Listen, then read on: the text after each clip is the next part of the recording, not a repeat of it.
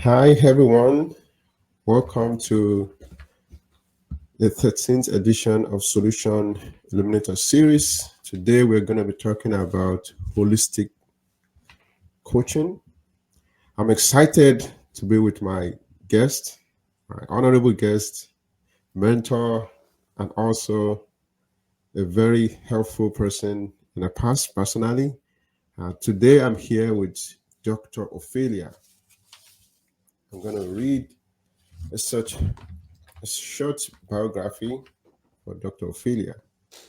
Dr. Ophelia has contributed to the field of HIV and AIDS therapy. She pioneered the discovery of nucleoside analogs.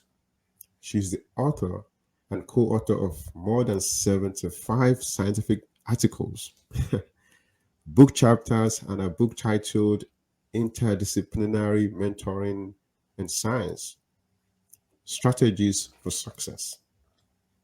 Dr. Ophelia's dedication to empower and inspire young females to choose scientific careers was recognized by the US State Department. She's also the recipient of the Leading Diversity Award from National Cancer Institute. Very exciting.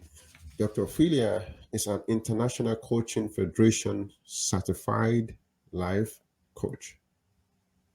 At ICF, International Coaching Federation, she serves as the secretary of Maryland Board of Directors.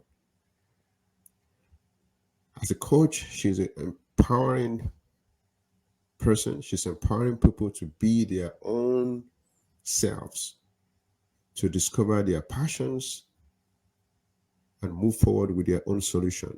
She seeks to work with the whole person in career development, leadership skills, and other issues that impact their lives. Hence, the reason why we are here to talk about holistic coaching.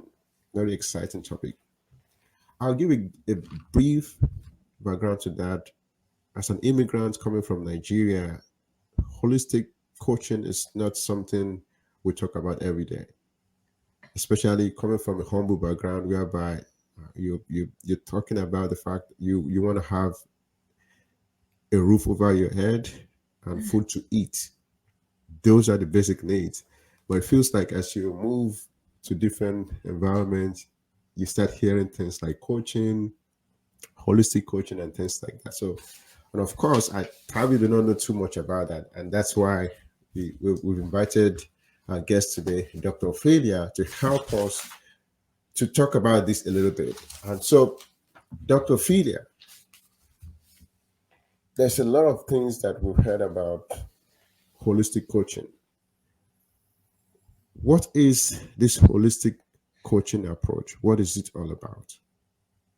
Well, thank you, first of all, Toluleke, for having me. For me, it's an honor to have this opportunity to have a conversation about coaching, about life coaching, about holistic coaching. So and I like the way you say it, it's an approach. And so let me give you my approach. When I retired from my career as a scientist at the National Cancer Institute, I had mentored an incredible amount of students, young investigators, peers, and the natural thing to do to continue with this passion was to do coaching. And I realized when I became a coach that these specifications of what type of coach are you, life coach, career coach, health coach, financial coach, are not real, because when you are coaching a person you sit and connect with the entire person. You do not compartmentalize the person into career development. No, it's the whole person. The more you know and connect with the entire person, the more you can work and empower the person. So, holistic is that approach, is to learn how to connect and create that channel of connection with the entire person. Good, good, good. You mentioned something that is very important now, connection.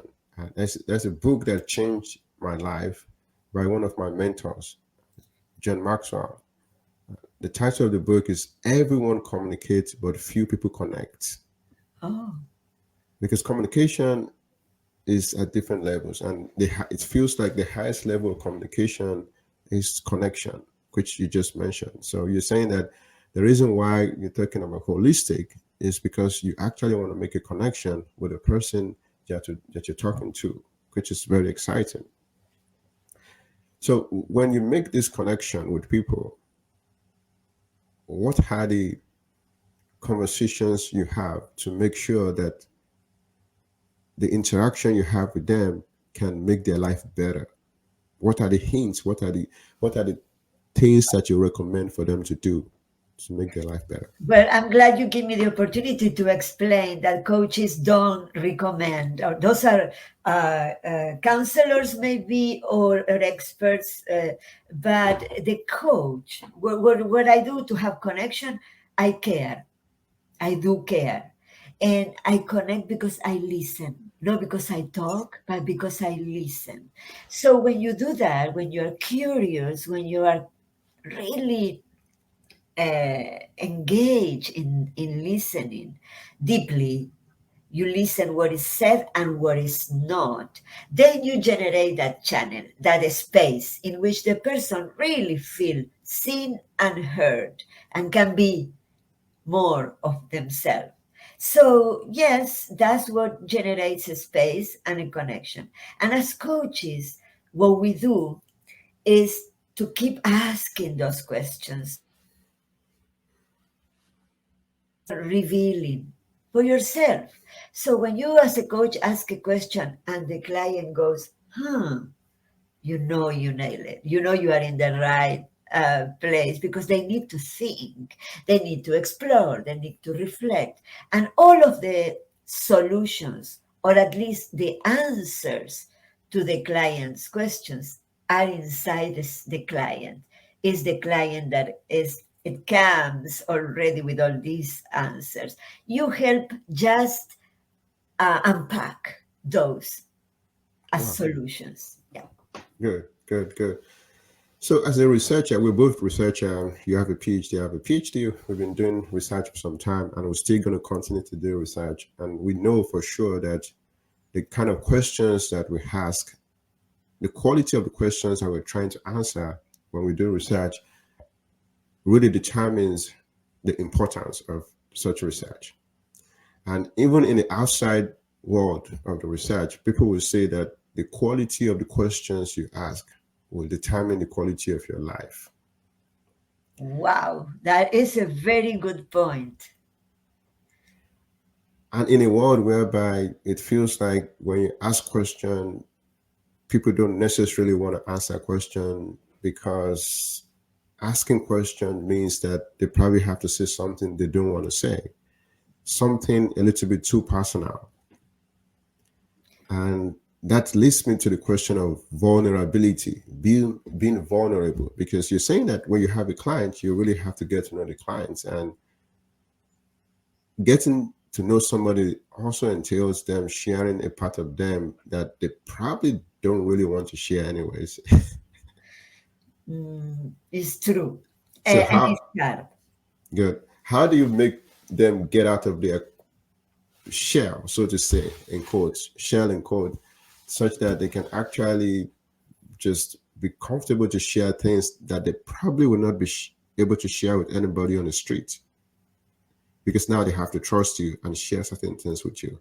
How do you make them do that? See, it's an interesting point when you say they won't share with somebody on the street. Sometimes you share more with the guy or the lady that is flying next to you, because in a plane, because you know you won't see them anymore. So they do not affect or impact your well-being or your life, because they're gone. Instead, it's harder to share vulnerabilities with your partner, with your kids, with people who, your co-workers, people who sees you every day, because you feel that by being vulnerable you are weaker. That's the concept of vulnerability. When indeed, for leaders that have shown vulnerability, that's one of the most important tools to build trust with the people they are leading, for instance. And vulnerability is a complex issue, but I won't force them. I will just generate a safe space in our relationship, in our communication, in our connection, and safe space, safe enough that and that they need to be comfortable coming out of the shell as you describe it, and leaving the comfort zone, even if it is a little bit, because it's outside of the comfort zone where creativity, opportunities, blossoming, flourishing exist. Is there, is not in the comfort zone. But as a coach, you cannot force anybody, and you don't want to. You want the client to transit that road when they are ready, when they decide it's okay, it's okay. So it's just asking questions. Toluleke is asking questions. And we are trained for that, not to give advice, but asking questions that promote that reflection. Wow, excellent. You mentioned something quite interesting now. That the fact that a lot of people wouldn't mind sharing certain things with strangers that they hope not to see again, Yeah. versus a coworker, for example, whereby you literally have to. This is the first person you see every day and the last person you see, and that makes me want to talk about being oneself in a work environment. I've had one of the people that I respected so much is always this comedian Trevor Noah once said that you cannot always be yourself in a workplace because you have to determine which part of yourself you want to be in your workplace. That means that you have to look at your environment and decide, well, how much of myself can I really be at work, Yeah. Yeah. such that you A don't good. be in trouble. Yeah, and I know because you and I come from different cultures and were immersed, invited to blend in the American culture and work. Definitely, you if you want to belong, and belonging is so important for us, right? Because we were coming from a place where we belonged to a place that we are trying to belong. And yes, you have to, or you don't. It's a choice to choose how do you show up every day and what parts of yourself remain at home, right, or in the parking lot, because those yeah, and some people say, well, that's fake. It's not. It's showing up parts of yourself.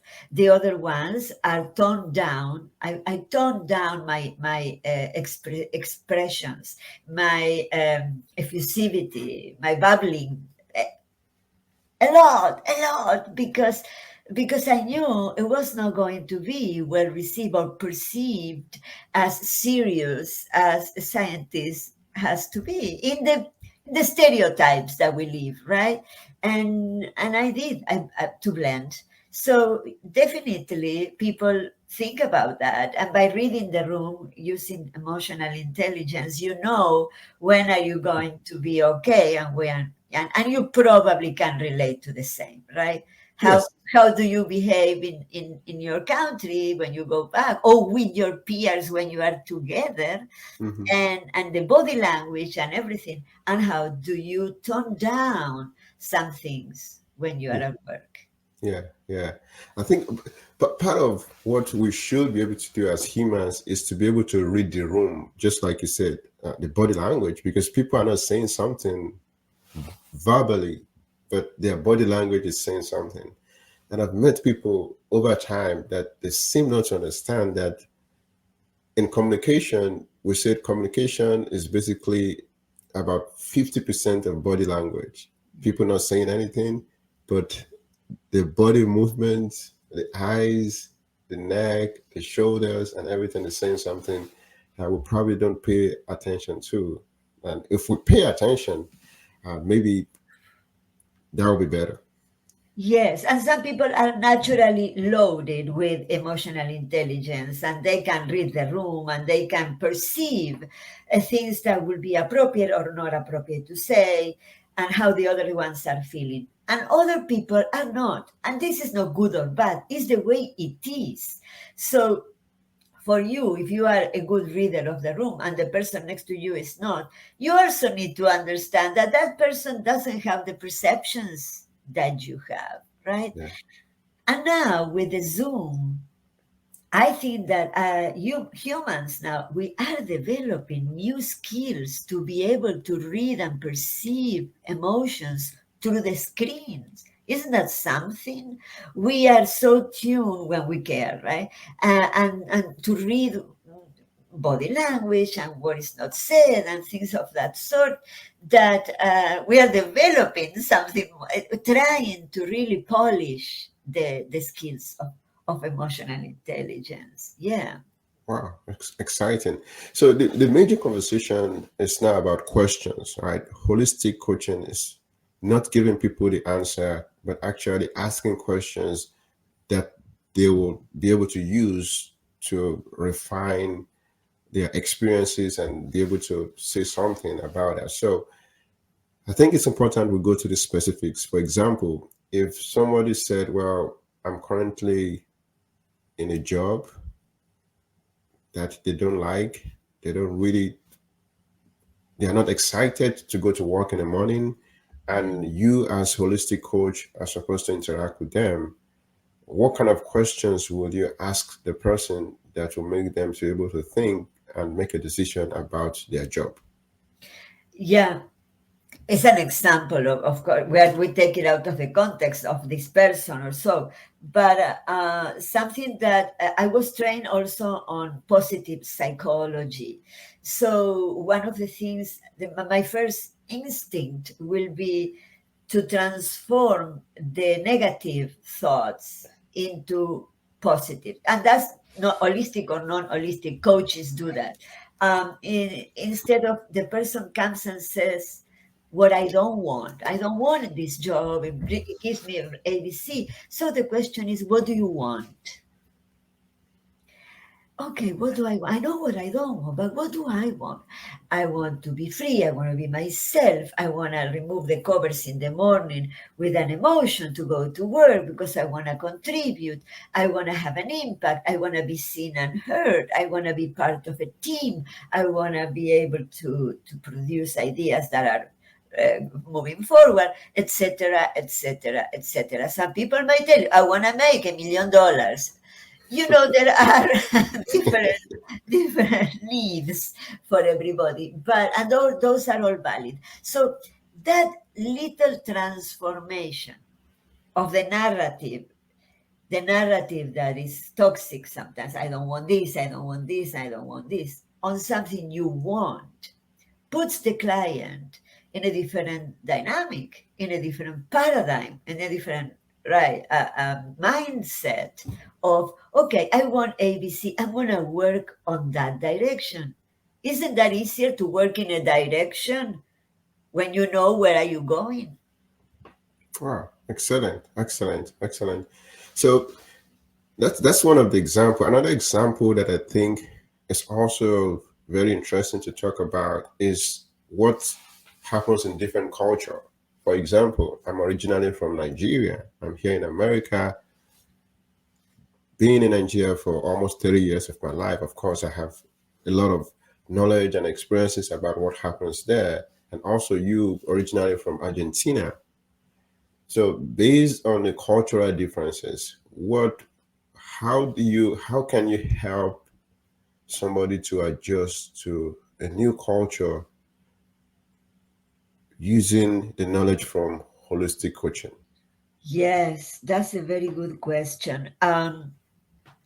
I coach in Spanish too, and it is different. It is because when you coach in Spanish, it's like there are a lot of barriers that don't exist anymore. you speak the same language in many ways, culturally speaking, right? So that it flows. It flows differently, and there are things that don't need to be explained because I was there. I lived those issues, and I know these things. If I have to coach a person from Nigeria or other parts of the world that are culturally different to mine and to the States, and I need to support this person and empower this person to be able to adapt, I think I will really go deeper into which are these areas of tension, because some things are easy to adapt, but others generate tension because when things go really not well with your core values, that's when the discomfort comes. So it will be again holistically, you need to go deeper and see where are those areas, where is the friction, where is the noise that you want to polish and you want to work on, and also what are the positives and how can you make this tension and this situation an opportunity to grow. People who speaks many languages also thinks in many languages and adapt in many languages, and that's an incredible resource because that speaks about resilience. And you know how much we needed resilience in COVID, during COVID, right? Yeah. So if people who adjust permanently, it's like the GPS when it changes, right? Recalculating. When you are adjusting permanently, you are growing. You are growing. You have resources to tap on. Wow, wow, excellent, excellent. You mentioned something that's also very interesting now, core values. Yeah, the core values of the person. And what I've researched about holistic coaching entails the fact that when you discuss with somebody, you're trying to equate, in a sense, their core values and their current lifestyle, making sure that they probably are the same par, right? Current values and also lifestyle. So when you have conversations with people under any context, maybe cultural differences or whatever they need, how how do you help them have a core value that is very close to their lifestyle? In another sense, which one of them is easier for them to change? Do you encourage them to change their lifestyle? Do you encourage them to change their core values? And or do you just tell them to reflect so that they can know whether the core values they have is not even the right one in the first place? Yeah, I remind you again that I'm not gonna encourage to change or anything. I'm going to look for their comfort in doing some things, and I'm going to encourage them to do things of their choice. But first of all, people need to recognize which ones are their core values. That's step number one. Once they really connect with their core values by recognizing them, um, it's very hard to negotiate with core values. You don't negotiate. That's why they are core values. You can work around them, you can adapt, but you don't negotiate with them. They are very close to yourself. They are who you are. And you come with those core values so embedded in your personality, in your persona, that they are non negotiable. However, again, blending, trying to adapt, being a good game player, you probably need to tone down manifestations or expressions of those core values that could rub people the wrong way or could not serve you. But the core value is intact inside yourself, right? And you can manifest it or not in different aspects. That makes sense, Toluleke? Yeah, yeah, I think I understand. So, for example, one of my core values is humor. I like making jokes, right? So, of course, I'm not going to change that about myself. But then I also have to be aware of my environment and the person I'm talking to, whether they like jokes or not. Yeah. So, yeah, I Yeah. think that's a good example of what you're talking about. And that's what you just said, is emotional intelligence, right? I know I have this core value. I don't need to exercise it 24/7. I need to choose when I exercise it. And do you feel you are betraying your core value by doing that? No, No, exactly. So because some people are very strong and they say, "This is who I am, and I'm not going to change." No, you're not. You are going to be who you are. But again, how do you play those expressions? Is intelligence, right? yeah. I think it also goes back to where we started from, saying that, well, you cannot always be yourself 100% everywhere. You have to like be 50% of your time, sometimes 40%, 20%, 80%. Just knowing the environment and see how much of yourself you can be. I think that's part of what emotional intelligence is all about. Yeah. Good, good. This is really getting good. So we're gonna take the discussion further to talk about another situation, relationships. One of the things that people need help with is relationship and building relationship with themselves and building relationship with people. So I know you said it's also by asking questions. So if you have somebody who just have problems with relating with people, there are people who will consider themselves not a person that is relatable, not a person that is friendly. How would you help such a person? You say, "Well, I'm not a friendly person, but I like friends. I'm a Christian, and one of the one of the verse of the Bible says that who is this person that really wants a lot of friends, but himself is not friendly?" And in a world that we are, I see a lot of people, they want a lot of friends. They want friends. They want the benefit of having friends, but they don't want to be friendly themselves. But Wow. in order for you to have friends, you actually have to be friendly first so that you're approachable. So if you have a clients like that, I say, well, they just like being around people, and but then they're not so much of a friendly person. How would you help such a person as a holistic coach? Ooh. I rarely, or I need to think about finding a person that wants a lot of friends and is not friendly. That is strange, and it's probably coming to vulnerability. I would think, but I will be open to listen and to ask questions and see why it's not friendly. Right? I find more and more people who are very isolated because they choose to. Yesterday, I have two cases. One, I was coaching the person, and the person indicates she doesn't want to socialize, and she is okay with that. And then in a social gathering this person exactly said the same. She said, if I can choose a place to be, I will go floor up, one floor up, stay by myself. For me, it's a foreign territory because the more people I have around, the happier I am. But I totally understand that some people needs to connect with themselves and be friends with themselves first. And when that connection is clean, is clear, is genuine, then you can open up and have all of those friends you think people wants to have. So this person that you said is not friendly to others, maybe still working with that inner connection with themselves, loving themselves, being critical but not hypercritical, um, analyzing things and being aware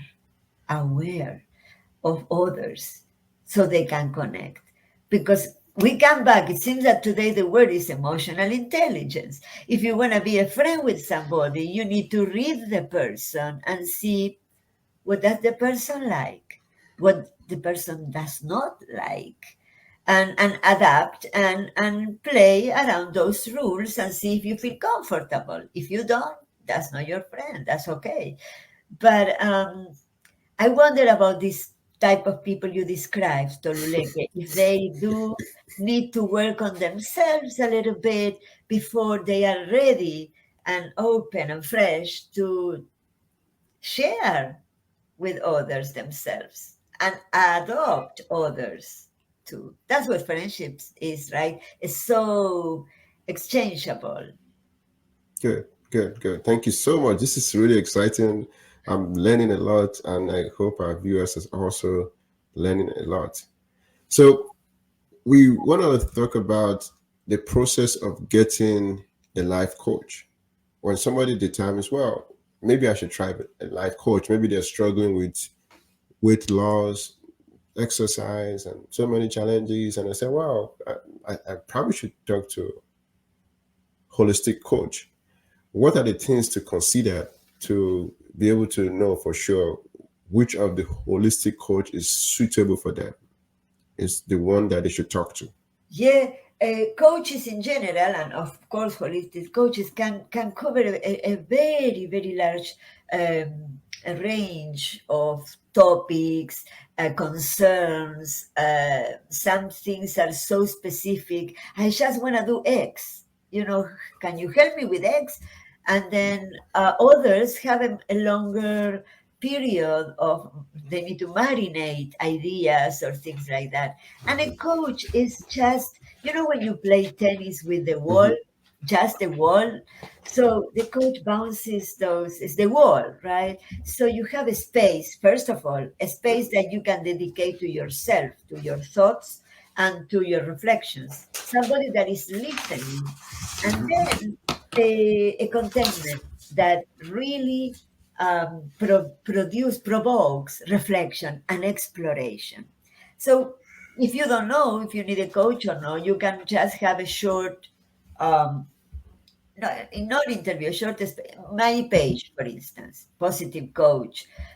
You go there and you can book 30 minutes free consultation, like to know if you think you can work with a coach, if you think a coach is what you need in this moment, and if is the space you want to create or not. Most of the coaches offer that opportunity to do a pre session to see if you can communicate, if you can work. It's a good way to interview many coaches because you sit with them for 30 minutes and you can evaluate what type of connection do you have. Is that what you are looking for? Is that going to help you?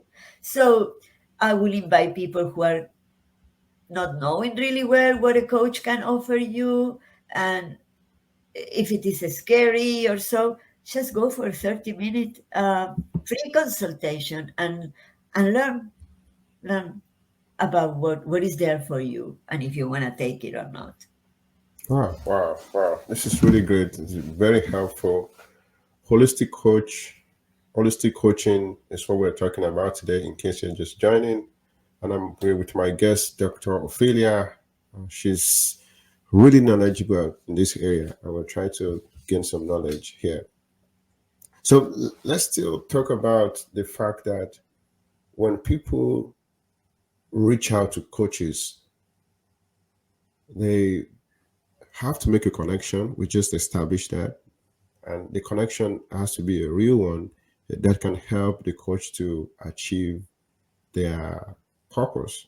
And you said during the discussion today that it's very important to ask question, and you're not just forcing the person to do anything. You're just asking questions so that they can figure out what they're supposed to do by themselves.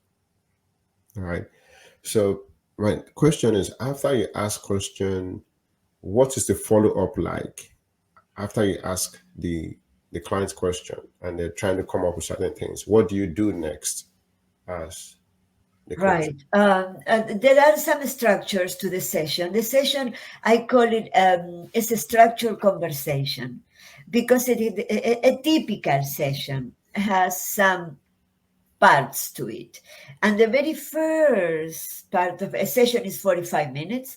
The very first part of a session, you get all of these elements that that surface by asking questions. And then with all of these elements, you ask the client, how are you going to move forward with it? And then you generate with the client a structure that the client is able to tap on and to follow up with. Plan A is doing this 5 times a week. And when you see 5 times a week, you say, do you envision any obstacles here? What would obstacles look like? And they say, yeah, I won't wake up that early. Do you need support? Who would be your accountable partner? Or you can do it by yourself. Are you going to use elements to remind you about this task you want to embark on? These type of things. And also, that moves the client is losing weight, exercising, transitioning, doing interviews, whatever it is, right? So the person has a task that the person itself decided to go into. And then when it's with the coach is so positive and encouraging that the person thinks, I'm going to reach the moon. And then life hits 5 minutes later when they finish the conversation, right? And guess what? 1 week later, when they come back, they have not accomplished it. The coach is not there as an accountability partner. The coach receives what is done and not say, and not is not punishing, is not criticizing, is understanding that there are other obstacles and we are going to work on them and we are going to see what is possible. That's one of my favorite questions as a coach. What is possible? Because so many things are possible that the invitation is to see them. Because like you say today, in relationships, when you have a friction with somebody, nothing is possible. Everything is negative. And somebody said a couple of weeks ago, inside the huge no, there is a little yes. And other of the people I follow in positive intelligence says, give the person the benefit of 10% right. The person is wrong, but it's 10% right. And it's building on that 10% that you continue the relationship. Wow. Excellent. So holistic coaching is very important. We can now agree on that, especially now that we've moved to a developed country, get exposed to research and interact with people. But not everybody can be at that stage yet, or not everybody's at that stage yet. There are people who still think that instead of talking to a coach, I'd rather go to church to pray about it. I'd rather just keep it to myself. I'd rather just do something else. So what would you tell such people? What are the success story? Any success story that can encourage such person to try coaching? Today, when you started talking about you coming from Nigeria and saying holistic coaching is something not common, or it's nothing we discuss every day, and you felt very distant from concepts like this, I was thinking, I'm sure you coach so many people on the streets playing little bit soccer with a little stone or a plastic bottle. You were coaching each other and you were coaching many. And that's what coaching is about. Aisha, now there is a label and a phone to call and a connection, but coaching exists at many levels. What we do is formalize a practice with a label. So some people get kind of not scared but reluctant to engage in a coaching practice, as if maybe there is something wrong with me. right? Or if I need a coach, it's because I have some coaches don't work with mental issues to start with. That's therapists, right? So coaches are there just to be with you, just to generate time for yourself and to invite you to reflect. So if you find that in church or with your inner thoughts or prayers, that's fine. That is perfectly fine. And I commend you on doing that on yourself. And sometimes priests or members of clergy are so helpful because they listen to you. So again, the coach creates that space. If you want to join that space and be heard, that's what you do. It's not mental, it's not something is wrong with me, it's not if I need help, I am weak. It's not like that. It's all in positive. It's all of what do I have that I want to make better? What do I have that is in the way of my success of flourishing? What can I do to improve or enhance or all of these things, right? Or if I feel stuck, what makes me feel stuck? How can I move from that? Wow, wow. Good, excellent. You gave a good example as to how coaching is something that we probably engage in every day that we don't probably think about because we're doing it not intentionally. And there's a part of life that people have said, well, it has to be intentional. For example, growth, right? Getting better at doing things. People will say that, well, personal development, personal growth, they don't happen just by accident. You really have to be intentional about it and do this, do that, and that kind of a thing. And we're saying that in the case of coaching, you're not even supposed to tell people what to do. You just ask questions so that they can know what to do. Exactly. And with your friend, you also ask questions, right? When you say there is coaching every day, in every moment, yes, let's say you and a friend are talking and intentionally, because you really care about your friend, you ask questions to learn more about it. That's coaching in a way. Then there is a departure because you will give advice. You say, you know what you need to do. That's what we do in Latin America. We are so invasive, right? You know what you need to do. You need to do ABC. That's what a friend would do, right? A coach keeps asking, keeps taking all of these and unpacking all of these things that are there. It's a process. And then invites the client to start considering opportunities, possibilities, decisions, right? The client is very creative, but you need to help that, encourage that creativity. Wow, wow, excellent, excellent. So I know from your biography that you wrote a book on mentoring in science, and there's a knowledge that you have on that. Coach will actually wants me to ask this question about the difference between coaching and mentoring, such that people who need help, they don't know, probably they don't know which one they need. Either they need a coach or they need a mentor. So how can they make such? Yeah, I didn't know that until I studied. After I retired, I went to go to get my instruction as a coach.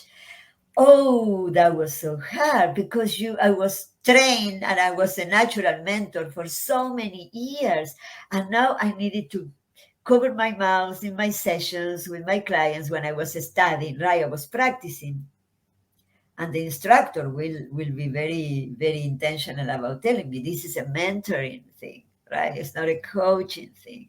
So because mentors ask questions, of course, also they have a connection with the person beyond the business of the coaching. They don't get paid, right? There is no a business situation. It's almost not friend, but there is a human relationship, and they tend to help the mentee by showing them different possibilities, not telling them go this way, but showing them all the possibilities, right? And helping them and support them on the decision they are making. That's what mentors do. But the coaches have established relationship, it's a business relationship, and they do not push or encourage any direction. They ask questions so the coachee makes the best decisions for them at that moment. It could change for them at that moment with the circumstances they are going through. So to me, one of the most difficult things about switching from mentor to coach was not this instinct that you have of protecting people or helping people or telling them, I don't think that's good, because no, let them do their decision based on what is good for them and what they feel is good for them then. So yeah, it took me a while. It's training, like everything else is training. And sometimes in my coaching session, if I say something that I know is a mentoring, I would say, let me remove my hat and put my mentor hat and let me tell you something. But I do it less and less now because it's a coaching practice. Yeah, it took me a while. Good, good, good. That's something that is very good for us to all learn about. So coaching is different from mentoring, and you've been in this space for some time, learning about coaching and trying to guide yourself. So who do you look up to as a coach or somebody that is engaged in coaching practices that you tend to learn from? Who do you, if you want to learn from somebody who is a coach, who's that person that you learn from? I am fortunate to be involved in the International Coaching Federation. That is the largest federation in coaching that gives you certification as a coach. So, because I am involved there, I have access to a lot of resources, material, webinars, and people. And coaches are naturally, bubbly, most of them, and they share so much.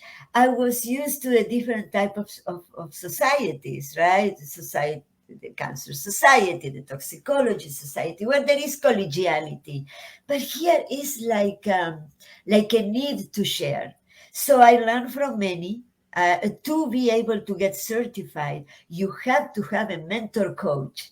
That means a person that you have to have 10 hours with that person that will give you coaching, mentoring in terms of how to be prepared for the profession. So my mentor coach is one of the people I look up to many times, and I ask questions if I have. My colleagues in the federation, in the Maryland chapter, I also have enough confidence and enough trust that I can run my questions by them. So the world of coaching is very inviting. Wow, wow, good, good. The world of coaching. So we think, just like you said, that the coaching is very important. There's a world of coaching, and we've both been in the research space a little bit. You've been there. You've just retired for so many years. You've been a researcher, a scientist.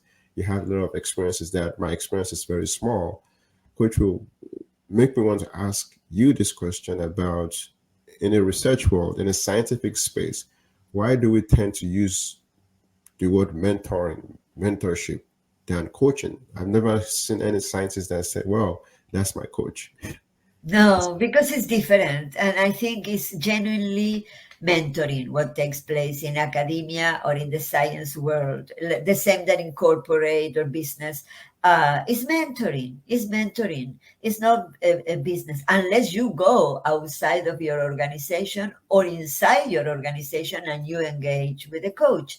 In NCI, there is the OWPD office, which provides coaching.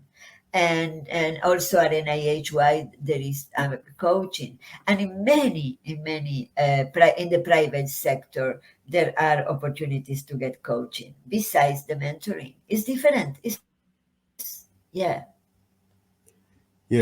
So, and coaching, does it have to be one on one? Can somebody coach a group of people? Oh, what a great question. Actually, there are three different, at least, I am not going to cover, three different modalities. One is individual, one on one. The other one is group coach.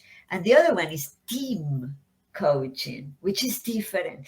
And I just learned about these differences. And the ICF, the Federation, also grants a certification to people that wants to be experts in group coaching or team coaching.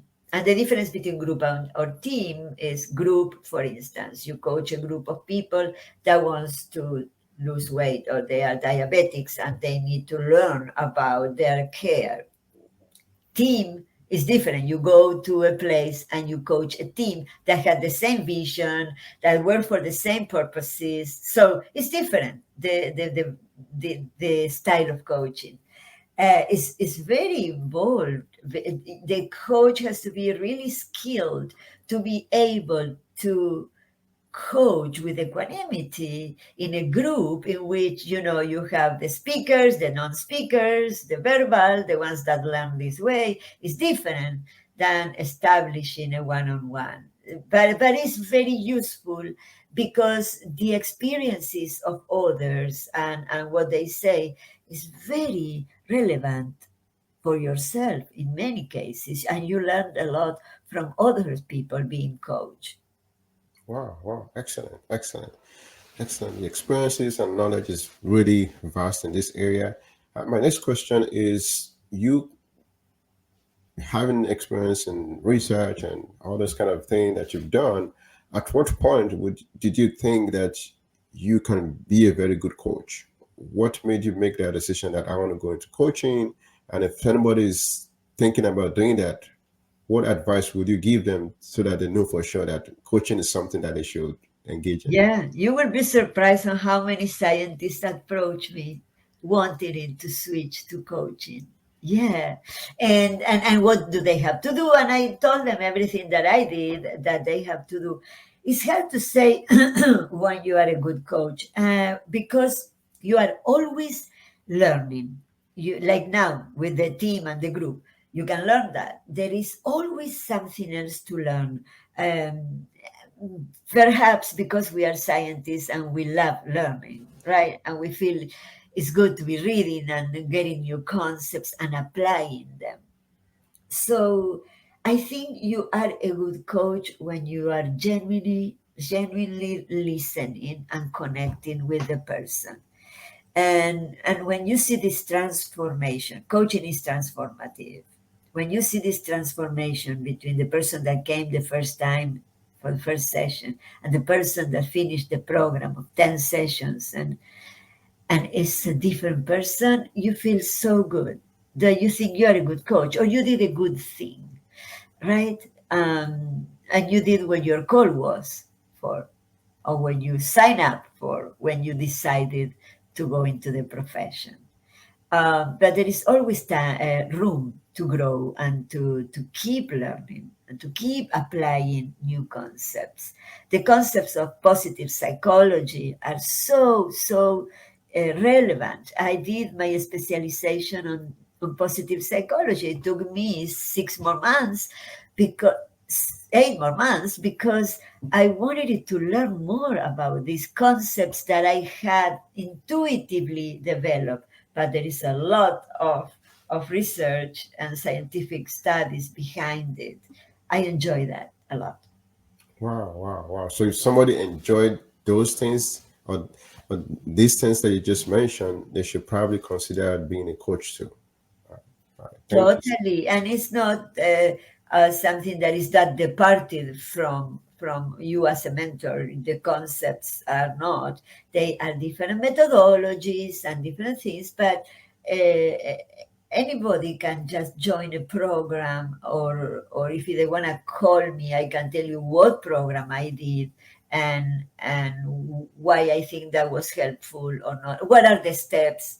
Anybody can contact me, and I will be happy to describe the steps that you need to follow to be a certified coach.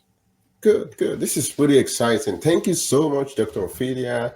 You're a very busy, knowledgeable person, and just as a growing scientist, having the opportunity to discuss with you, it's something that I actually cherish a lot. And you've been so supportive of me, guiding and mentoring me in the past, and really grateful. Even taking our time to come here today to discuss. Today, I really appreciate that. So we're wrapping up to end the session.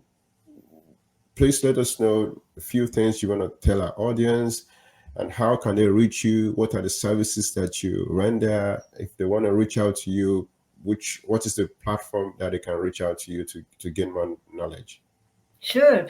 I have a web page that is Positive Coach with a hyphen. If you don't put the hyphen, you get other people. So I am also in LinkedIn. If you want to reach out to LinkedIn, I am always checking LinkedIn. And I have an email also that you probably provided or you will. So I can be reached. I am reachable. What I offer in my webpage is 3 different types of appointments. One is a 30-minute free consultation just to see if you want coaching and to learn what coaching is. I have a standing session of 45 minutes for regular coaching, and then executive coaching. So these are the 3 different ones that I offer. And I think coaching is for everybody. Again, there is no taboo or some, misconceptions about coaching. That is something should be wrong with you if you go coaching, if you go for coaching. It's not. It's like in the sports. In sports, there are coaches, aren't they? And what do they do? Nothing is wrong with the little boy that plays soccer. They need a coach, right? Also in the sport, the coach is always cheering for you. I think the coaches in the practice also cheering because the coaches believe in you. Because people are completely able to manage their own questions. They just need the space and somebody listening. So just investigate if coaching is for you, is fun, is good, is deep. If you're ready for going deeper, sign up. Thank you, Toluleke, for this space you provided for me to answer some questions. Good, good, good. I think what you just said that I want most of our viewers to walk away with. One of the points is that you don't have to have a problem for you to need a coach. It could just be that you have a skill, a talent, a gift that you need somebody to work with so you can refine it, so you can become the best in it. That could be the reason why you need a coach versus, oh, I have a problem. I don't have a problem. I don't need a coach. Why should I listen to this? That kind of a thing. That Right. could be the situation. Yeah. Thank you so much. This is really helpful. Thank you for being here. Our audience, thank you for joining. And this is the time we're going to end our session on holistic coaching. I'm really grateful for our guest, Dr. Ophelia, for being here. Thank you so much. I'm really grateful. Thank you. All right. Thank you. See you guys next time. Bye-bye.